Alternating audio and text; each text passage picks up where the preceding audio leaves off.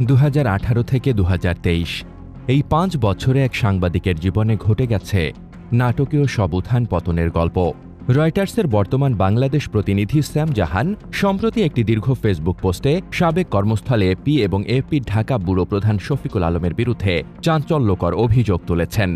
Sam জাহান দাবি করেছেন, তিনি যখন এফপিতে কর্মরত ছিলেন তখন শফিকুল আলম তার উপর ব্যক্তিগত আক্রোশ ও ষড়যন্ত্রমূলক চাপে ফেলে বারবার অন্যায় করেছেন। কখনো মিথ্যা অডিটের ভয় দেখানো, কখনো আন্তর্জাতিক ফেলোশিপে যেতে বাধা দেওয়া, এমনকি শেষ পর্যন্ত চাকরি থেকে সরিয়ে দেওয়ার জন্য মনগড়া অভিযোগ তৈরির কথাও তিনি উল্লেখ করেছেন। অথচ এই শফিকুল আলমই বর্তমানে অন্তর্বর্তীকালীন সরকারের প্রধান উপদেষ্টার প্রেস সচিব হিসেবে দায়িত্ব পালন করছেন। এই দায়িত্বের মাঝে মধ্যেই দিচ্ছেন সংবাদপত্র এবং সাংবাদিকতা নিয়ে নানা নীতিনৈতিকতা নিয়ে বক্তব্য। এই পুরো ঘটনার নেপথ্য কাহিনী এবং শফিকুল আলমের বিরুদ্ধে স্যাম জাহানের তোলা অভিযোগের বিস্তারিত থাকছে আমাদের আজকের এই আয়োজনে। রাজনৈতিক অঙ্গনের নানা তথ্য পেতে আমাদের চ্যানেলটি সাবস্ক্রাইব করুন এবং বেল বাটনটি প্রেস করে রাখুন। স্যাম সম্প্রতি তার ফেসবুকে লেখেন, মনের ভিতর আটকে রাখা বিশাল এক গল্প। 2018 সাল, আমি তখন এজেন্স ফ্রান্স প্রেস ঢাকা ব্যুরোতে টেক্সট রিপোর্টার হিসেবে দায়িত্ব পালন করছি। খাতা কলমে জব ডেসক্রিপশনে আমি টেক্সটের লোক। দেখতাম তৎকালীন উদীয়মান এফপি টিভি এক একটা ভিডিও নিউজ করতে ভারত, চীন, হংকং থেকে সহকর্মীদের উড়িয়ে নিয়ে এসে হাজার হাজার ডলার খরচ করছে। আমি বললাম, আমি কিন্তু ভিডিওর কাজ পারি। প্রথমে পরীক্ষামূলকভাবে, এরপর লাগাতার বাড়তি দায়িত্ব হিসেবে এপি টিভির মোটামুটি 90% কাজ আমিই করতাম। তাদের $1000 বেঁচে যেত। ভিডিও প্রতি আমাকে দেওয়া হতো 6000 টাকা। রোহিঙ্গা ক্যাম্পে টানা কাজ করার ফলে আস্তে আস্তে বাইলাইন প্রচারের কারণে বিলেত বিভুইয়ের লোকজনের কাছে আমার নাম পরিচিত হতে থাকল। আমি কাজেই ব্যস্ত ছিলাম সবসময়, ফেলোশিপ, স্কলারশিপে মনোযোগ ছিল না। কিন্তু একদিন সিঙ্গাপুর বিশ্ববিদ্যালয়ের এশিয়ান কলেজ অব জার্নালিজমের অধ্যাপক অ্যালান জন আমাকে ইমেইল করলেন, প্রশংসা করে বললেন, তুমি এবারের ফেলোশিপে অ্যাপ্লাই করো। খোঁজ নিয়ে দেখলাম ব্যাপক সম্মানজনক এই ফেলোশিপ, কিন্তু 3 মাস আমাকে সিঙ্গাপুর গিয়ে থাকতে হবে। আমার স্ত্রী তখন অন্তঃসত্ত্বা, আমার একার রোজগারে সংসার চলে। তবুও তার সাথে আলোচনা করলাম, যেতে দিতে সেও রাজি হলো। 3টা মাসেরই তো ব্যাপার। গেলাম আমার তৎকালীন ব্যুরো প্রধান, বিশাল নামকরা সাংবাদিক, বর্তমানে অন্তর্বর্তীকালীন সরকারের মাননীয় প্রেস সচিব, আমার তৎকালীন বস জনাব শফিকুল আলমের কাছে। তার কাছে সবই খুলে বলতাম সব সময়। পাশাপাশি বসে একত্রে প্রায় 7.5 বছর চাকরি করেছি। আমার স্ত্রীকেও যেসব কথা শেয়ার করিনি, ওনাকে সেসব কথা বলতাম সাদা মনে। তাই এটাও বললাম, বস, এই ঘটনা, আমার ছুটি লাগবে। তিনি সরাসরি বললেন, এই ছুটি আমি দিতে পারবো না, আপনি বড় বসের সাথে কথা বলেন। বড় বস টিমোথি উইচার, এফপির তৎকালীন দক্ষিণ এশিয়া পরিচালক। তাকে ফোন করলাম। তিনি বললেন, তোমার ব্যুরো চিফ কি বলে? আমি জানালাম যে সে তোমার কাছে রেফার করেছে। তখনই সে বলে বসল, তাহলে তোমাকে এই ছুটি দেওয়া যাবে না। আমি অনুরোধ করলাম, আমাকে অবৈতনিক ছুটি দেওয়া হোক। তাছাড়া আমি আমার বদলি একজনকে দিয়ে যাব। অ্যাডহক বেসিসে তাকে কাজ করিয়ে তার বেতনও দরকার হলে আমি দিয়ে দেব। তাও আমাকে অনুমতি দাও। সে খুব ঠান্ডা মাথায় বলল, যেতে হলে তোমাকে চাকরি ছেড়ে যেতে হবে। মজার বিষয়, টিমোথিও জানতো আমি বাবা হতে চলেছি। আমার পারিবারিক উপার্জন আমার একার চেষ্টায় চলে। সে জানতো আমার ঘাড়ে 2টা মাথা নাই যে আমি এ অবস্থায় চাকরি ছেড়ে দেব। আমি চুপ হয়ে গেলাম। আমার এসিজে ফেলোশিপ যাওয়া হলো না। Fast forwarding to 2022। আমার প্রাক্তন শিক্ষিকা ক্যাথেরিন আয়রনসাইট, ইউনিভার্সিটি অব নর্থহ্যাম্পটনের তৎকালীন সাংবাদিক বিভাগের প্রধান, আমাকে অত্যন্ত স্নেহ করেন। আমি প্রায়শই তার অনুরোধে অনলাইন ক্লাস নিতাম সেখানে। এবার তিনি আমাকে নিমন্ত্রণ জানালেন তার বিভাগে গিয়ে লেকচার দেবার জন্য। একই সাথে তিনি আমাকে অক্সফোর্ড শহরের ব্রুকস বিশ্ববিদ্যালয়ে ক্লাস নেবার অনুরোধ করলেন। ঘটনা শুনে আমার আরেক শিক্ষক অধ্যাপক পল রোসেন্সকি বললেন, আমি যেন আমার আলমা ম্যাটার বেডফোর্ড বিশ্ববিদ্যালয়ে ক্লাস নেই। কি সম্মান! একজন সাধারণ বাংলাদেশি সাংবাদিক হয়ে যুক্তরাজ্যের 3টি বিশ্ববিদ্যালয়ে লেকচার প্রদান। আমি হিসাব করে দেখলাম আমার এতে দিন 15 ছুটি দরকার হবে।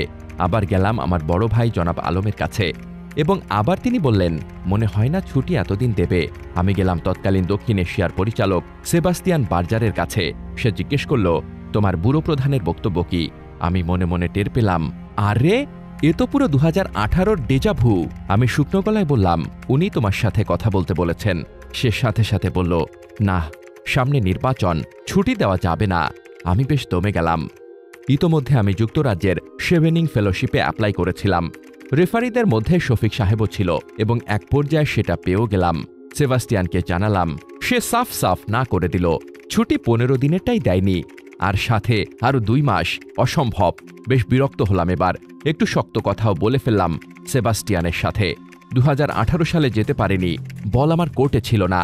এবার আমি যাবই, চাকরি ছেড়ে দিয়ে হলেও যাব, মনস্থির করে ফেললাম।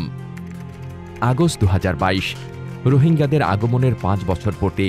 বিশেষ সংবাদ করার জন্য 10 দিনের জন্য কক্সবাজারে যেতে হবে। সহকর্মী মনির ভাইকে সাথে নিয়ে রওনা হলাম। সংশোধন, মাজেদকে সহ তার কয়েকদিন পরে আবারও গিয়েছিলাম। এই লম্বা সফরে মাজেদ ছিলেন না। সকল খরচের হিসাব আমার কাঁধে।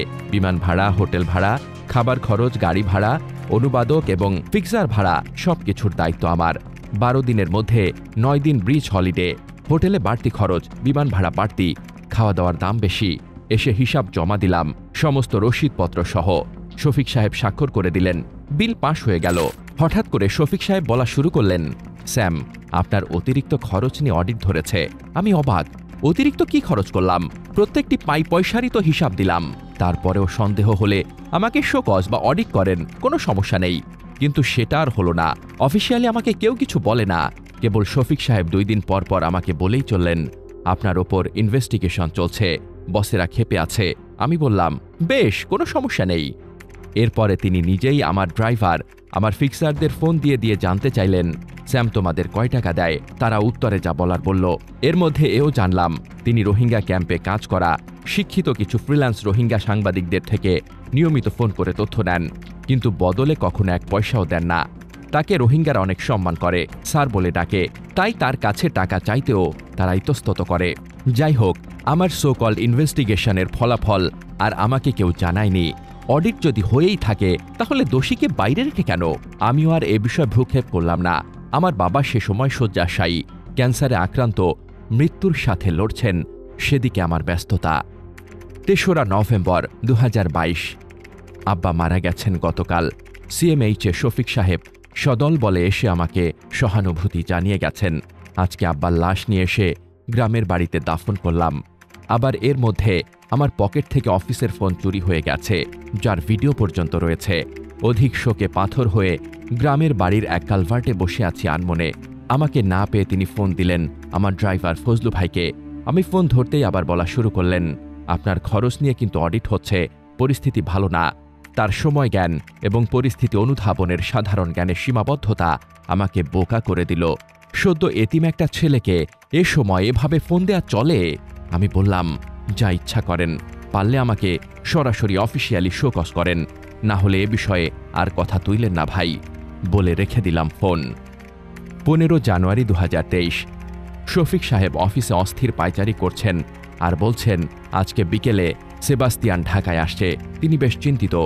সাধারণত বছরের শেষ প্রান্তে গিয়ে তাকে এরকম দেখা যেত যখন ইয়ার এন্ড পারফরমেন্স করা হতো, বেতন বাড়ার বিষয়টা সামনে আসত। তিনি পায়চারি করতেন আর সবাইকে ডিমোটিভেট করতেন যাতে কেউ বেতন বাড়ার আশা না করে। ভাইরে, চাকরি মনে হয় নাই, কিন্তু 2022-এর ইয়ার এন্ড পারফরমেন্স তো শেষ, সবারই কম বেশি বেতন বেড়েছে। তাহলে এত চিন্তা কেন? ডিরেক্টর বেড়াতে এলে তো আমাদের ঈদ লেগে যেত, খাওয়া দাওয়া, আড্ডা, ফুর্তি। তাহলে হঠাৎ কি হলো? 16 জানুয়ারি 2023, সকাল সকাল শার্ট প্যান্ট ইন করে ভদ্রলোক সেজে 9টার মধ্যে অফিসে পৌঁছে গেলাম। 1 ঘন্টা আগে গিয়ে দেখি শুনশান অফিসে সেবাস্তিয়ান আর শফিক সাহেব দাঁড়িয়ে গল্প করছে। এগিয়ে গিয়ে সুপ্রভাত জানিয়ে সেবাস্তিয়ানকে জিজ্ঞেস করলাম, কেমন আছো, ফ্লাইট ঠিক ছিল কিনা? কোনো কিছুর উত্তর না দিয়ে সে আমাকে বলল, আই হ্যাভ ব্যাড নিউজ।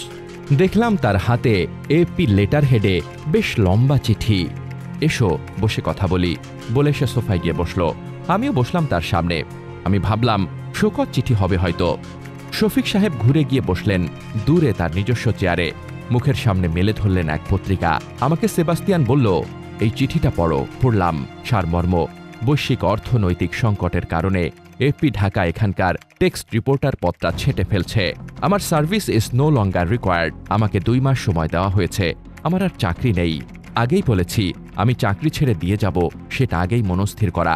তারপরেও এরকম একটা চিঠি। আমি বললাম, কিন্তু আমি তো তোমাদের গত 7টা বছর ধরে ভিডিও সাংবাদিকের কাজটাও করে আসছি। সে বলল, তোমার সে বিষয়ে কোনো ফর্মাল অ্যাপয়েন্টমেন্ট লেটার আছে? বুঝলাম সে আটঘাট বেঁধেই এসেছে। আমি বললাম, আমার অ্যাটর্নির সাথে আমি একটু কথা বলে নেই, দাঁড়াও। বলে ফোন দিলাম আমার স্কুলের বড় ভাই ব্যারিস্টার শোভন মাহমুদকে। তিনি আমাকে বললেন, যদি কোনো প্রভিডেন্ট ফান্ড বিষয়ক ব্যাপার না থাকে তুই লেটারটা গ্রহণ করিস না, তুই রিজাইন দে। উল্লেখ্য, এপি ঢাকায় একমাত্র ব্যুরো প্রধান ছাড়া প্রত্যেকেই রিটেইন স্ট্রিঙ্গার, অর্থাৎ বেতনভুক্ত কর্মচারী উইদাউট বেনিফিটস। চাকরি শেষ, খোদা হাফেজ। তখন আমি সেবাস্তিয়ানকে বললাম, আমি রিজাইন দিচ্ছি। বলে আমি তাকে ইমেইল করে জানালাম যে আমি চাকরি ছেড়ে দিচ্ছি। সে এবার আমাকে সেই লেটার অ্যাকসেপ্ট করতে চাপ দিল। আমি সেটা করলাম না, বরং লিখলাম রিড, অর্থাৎ পড়লাম। এবার সে আমাকে 24 ঘন্টা সময় দিল আমার অফিস ডেস্ক ও কম্পিউটার খালি করে দেবার জন্য। সেগুলো করতে লাগলাম। মনে মনে আশ্চর্য হয়ে দেখতে লাগলাম শফিক সাহেব তখনও পত্রিকা পড়েই যাচ্ছেন। তার সাথে আমার আর চোখাচোখি হলো না। কম্পিউটার খালি করার এক পর্যায়ে আমি আমার সমস্ত ইমেইল অ্যাকাউন্ট ও সোশ্যাল মিডিয়া থেকে যখন লগ আউট করছি, তখন আমার স্বল্প ব্যবহৃত প্রোটন মেইল লগ আউট করতে গিয়ে দেখি রয়টার্স ক্যারিয়ার হাব থেকে একটি মেসেজ এসেছে 13 তারিখে। সেখানে আমি একটা অ্যাকাউন্ট খুলেছিলাম বেশ আগে। সেই ইমেইলের সারমর্ম, আমাদের ঢাকায় রয়টার্সে স্টাফ ভিডিও করেসপন্ডেন্ট পোস্ট খালি হচ্ছে। 16 জানুয়ারি 2023 বাংলাদেশ সময় বিকাল 4টায় তোমার সাথে জুম ইন্টারভিউ হবে। যদি আগ্রহী না থাকো তবেই কেবল RSVP করো। আমার দম হঠাৎ আটকে এলো। ঘড়িতে সময় তখন 3:15। কই যাব, কোথায় বসে ইন্টারভিউতে বসবো? উঠে বেরিয়ে গেলাম। রাস্তায় নেমে এলাম, বাসা কাছেই, কিন্তু গিয়ে বসতে বসতে ডিসওরিয়েন্টেড হয়ে যেতে পারি। তাই দৌড়ে গিয়ে ঢুকলাম পাশের পেয়ালা ক্যাফেতে। ঢুকে মোবাইল সামনে রেখে বসলাম। ইন্টারভিউ শুরু হলো। শুরুতেই বললাম, দেখো, আমি একটা জিনিস বলে রাখি, তোমরা যদি আমাকে নাও, আমি জুনের আগে জয়েন করতে পারবো না। যদি তোমাদের ইমার্জেন্সি প্রয়োজন থাকে তাহলে আমি দুঃখিত। দেখলাম ভিডিওতে আমার প্রশ্নকর্তারা প্রশ্ন শুরুর আগেই এমন শর্ত শুনে নিজেরা মুখ চাওয়াচাই করল এবং জানতে চাইল কেন। আমি বললাম আমার যুক্তরাজ্যে শিক্ষকতা ও ফেলোশিপের কথা। তারা খুব খুশি হলো শুনে, অভিনন্দন জানালো। এরপর তারা বলল, কোনো সমস্যা নেই এবং তোমার সততার জন্য ধন্যবাদ। তুমি চাইলে জয়েন করে ছুটিতে যেতে পারতে, সেটা করনি। এরপরে আরও নানা প্রশ্ন উত্তরে দারুণ একটা ইন্টারভিউ শেষ হলো। আমার প্রধান প্রশ্নকর্তা ও বর্তমান বস আমাকে জানালেন, তোমাকে আমরা নেব, কিন্তু এক্ষুনি কাউকে বলবে না, আগে HR এর কাজ সম্পন্ন হোক। অভিনন্দন এবং রয়টার্সে তোমাকে স্বাগতম। ফোনটা কেটে দিলাম। নিজের 2 কান আর চোখকে বিশ্বাস হচ্ছে না। এবার আমি কান্নায় ভেঙে পড়লাম। সকাল 11:30টায় প্রায় 8 বছরের কর্মক্ষেত্রে এক প্রকার ইস্তফা দিতে বাধ্য হলাম। বিকেল 5টার মধ্যে আরও ভালো বেতনে, ভালো পোস্টে, ভালো প্রতিষ্ঠানে চাকরি পেয়ে গেলাম। এটা যদি সৃষ্টিকর্তা প্রদত্ত না হয়, তাহলে আর কিভাবে তিনি তার প্রিয় সৃষ্টিকে সাহায্য করেন? আমার তো সেই ইমেইল খোলারই কথা না। 3 দিন আগে ইনবক্সে বসে থাকা সেই ইমেইল তো আমি দেখিনি এতদিন। যা হয় সব ভালোর জন্য হয়। আল্লাহ পাকের দরবারে শুকরিয়া জানাতে জানাতে চোখ মুখ ধুয়ে আবার এফপিতে ফেরত গেলাম। জিনিসপত্র গুছিয়ে বিদায় জানালাম বহু বছরের প্রিয় অফিসটাকে, যেখানে এসেছিলাম এক তরুণ রিপোর্টার হিসেবে। অনেক কিছু শেখা এখানে, অনেক কিছু করা, অনেক অর্জন। এভাবে চলে যাব ভাবিনি। সেদিন রাতে আমাকে শফিক সাহেব ফোন দিলেন, দিয়ে বলতে লাগলেন, স্যাম, আমি অনেক সরি। সেবাস্তিয়ান আসছেই কারো না কারো চাকরি খাওয়ার জন্য। আপনাকে না টান দিলে আমাকে নিয়ে টান দিত। আমার 2টা ছেলেমেয়ে আছে ভাই, আমি দেখি আপনাকে খ্যাপ এনে দিব। আপনি ভালো রিপোর্টার, ব্লা ব্লা ব্লা। আমি কথা হারিয়ে ফেললাম।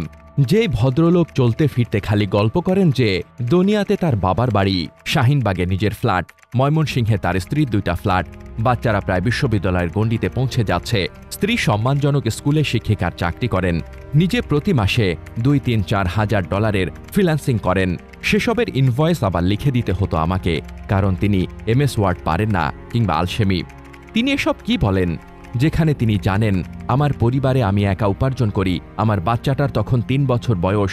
আমি ভাড়া বাসায় থাকি, আমার গাড়ি নাই। আমি তাকে বললাম, ভাই, আমি আপনাকে মাফ করে দিলাম, কিন্তু আপনি যা করলেন তা আমি কখনো ভুলব না, বলে রেখে দিলাম। পরবর্তীতে গিয়ে নানা জনের সাথে কথা বলে তথ্য নিজের থেকে না চাইতেও মানুষের ঘাটাঘাটিতে বেরিয়ে এলো অনেক কিছু। সেবাস্তিয়ান দেশে এসে আমাকে চিঠি দেখাবার আগের রাতে শফিক সাহেব তাকে নিয়ে যান দেশের নামকরা উকিলের অফিসে, যেখানে মোটা অঙ্কের লিগাল ফিসের বিনিময়ে তারা চিঠিটা লিখিয়ে আনেন। কিভাবে করে ধরলে স্যাম জাহান এপির বিরুদ্ধে লেবার কোর্টে মামলা করতে পারবে না। সেবাস্তিয়ানের সেই উকিল চেনার কথা না। তাকে সেটা চিনিয়ে দেন শফিক কিংবা তার কাছের কোনো বন্ধু। আরও জানতে পারি আমার বিরুদ্ধে যে সময় তিনি বারংবার খরচ বেশির অভিযোগ তুলছিলেন যে এএফপির অডিট অফিসার আমার খরচে চিন্তিত, সেই সময় ঢাকা ব্যুরোর খরচাদির কাগজই স্ক্যান করে অডিট সেকশনে জমা দেওয়া হয়নি। তাহলে আমার বিরুদ্ধে তিনি যা বলছিলেন তার সবই ছিল মন গড়া, কিংবা তিনি ক্ষেত্র প্রস্তুত করছিলেন। আমি তো তার জন্য হুমকি ছিলাম না, অন্তত জানা মতে।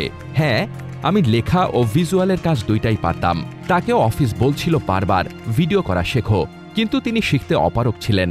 কাজ বেশি পারি, এটাই কি তবে আমার অপরাধ ছিল? সেবাস্তিয়ান বার্জারের প্রতি দীর্ঘদিনের পুষে রাখা রাগ আমার উধাও হয়ে গেল এসব জেনে। এএফপির প্রতিও আর খেদ রইল না, দুঃখ রয়ে গেল।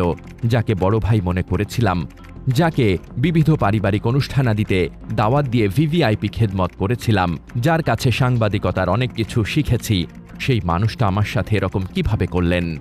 আমার সাথে তিনি অন্যায় করেছেন, সেটা সম্পর্কে তার ওয়াকিবহাল থাকার কথা। আমি রয়টার্সে যোগদানের ঘটনা প্রকাশের পর তিনি অনেক অভিবাদন জানালেন। যখনই দেখা হতো তখনই আমাকে খাতির করার জন্য অস্থির হয়ে উঠতেন। আমিও তার প্রতি অভিমান ছেড়ে ফেলেছিলাম, কিন্তু সাবধান থাকতে ভুলিনি। জুলাই আন্দোলনে তিনি স্বাধীন বাংলা বেতার কেন্দ্রে 2.0 এর যে ক্রেডিট নেন, রয়টার্স হেডকোয়ার্টার আর এএফপি হেডকোয়ার্টারের যুগপৎ সিদ্ধান্তে তিনি আমাকে তাদের ইন্টারনেট ব্যবহার করতে দিতে বাধ্য ছিলেন। এরপরে একে একে 2-1 জন এসে যখন দেখল ঘটনা এই, এরপরে মনির ভাইয়ের বিশাল ফটোগ্রাফার শিষ্যগণ এসে একে একে কাজ ছেড়ে গেল এএফপি ইন্টারনেট দিয়ে। এখানে যদি কাউকে বাহবা দিতে হয়, সেটা মনির ভাইকে দিতে হবে প্রথমে। হাসিনা পলায়নের খবর পাওয়ার নাইমুল ইসলাম খানের সাথে কথোপকথনের রগরগে গল্প যেটা বলে বেড়ান, তার পাশে সে সময় ছিলাম আমি। একসাথে আলোচনা করে তিনি ফোন কলটা করেন। তাকে সম্মান করে আমি নিজে আমার ডেস্কে সে কথা জানাই বহুক্ষণ পরে। যেহেতু তার অফিস, তার ফোন, ক্রেডিটটা উনি নিক। কিন্তু কই, সে গল্প বলার সময় পাশে হাঁটু গেড়ে বসে থাকা স্যাম জাহানের কথা আসে না। তাতেও আপত্তি নাই, রাজনৈতিক অভিলাষ তো আর আমার নেই। আজকে 928 দিন পরে এসে কেন এসব কথা বললাম? আপনাদের মনে প্রশ্ন আসতে পারে। প্রেস সচিব হিসেবে তিনি কি করেছেন না করেছেন, সেই আলোচনা এখানে অবান্তর। আমি জানি তিনি কি, তিনি নিজে জানেন তিনি কি। এএফপিতে কর্মরত থাকা অবস্থায় অফিসে কিছু প্রয়োজন আমাকে বলতেন, আপনি বসদের বলেন আমি গরিব মানুষের পোলা, আমার ভয় লাগে, আপনার সাহস আছে। আবার চলতে ফিরতে বলে বেড়াতেন, স্যাম 1000 কোটি টাকা দরকার। আমিও বলতাম, পাইলে আমাকে 1-2 কোটি দিয়েন। আমার মনটা ভেঙে গেছে কদিন আগে শফিক সাহেবের অন্তরঙ্গ বন্ধু এক পাগলার এক ফেসবুক লেখা দেখে। সেখানে সে আমাকে ইঙ্গিত করে বলেছে, চুরির অভিযোগে চাকরি ছাড়তে বাধ্য সাংবাদিক আজকাল নীতির শিক্ষা দেয়, বা এরকম কিছু একটা। আমার উপর চালানো সেই ইমাজিনারি শোকজের ঘটনা সেই লোকের জানার কথা না, যদি না তাকে কেউ রসিয়ে রসিয়ে এসব কথা বলে না থাকে, এবং বললে সেটা কে হতে পারে। আমি শফিক সাহেবকে সেটা জিজ্ঞেস করেছিলাম, সেই রাইট টু রিপ্লাইয়ে তিনি উত্তর দেননি। সো মাই ডিয়ার বড় ভাই, you had a well wisher in me and you fail to retain it. Thank you for the art of journalism you taught me, but I sincerely wish you face consequences for the bad-mouthing you spread it about me. সত্যের জয় হবেই, সেটা অনিবার্য, কারণ Karma is A B word.